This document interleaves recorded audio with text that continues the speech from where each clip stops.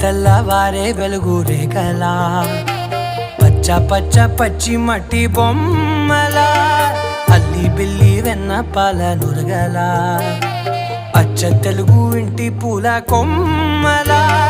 దేవదేవుడే పంపగా ఇలా దేవతే మా ఇంట అడుగే పెట్టెనంట బ్రహ్మ కళ్ళలో కాంతులే మా అమ్మలా మా కోసం మళ్ళీ లాలి పాడేనంట.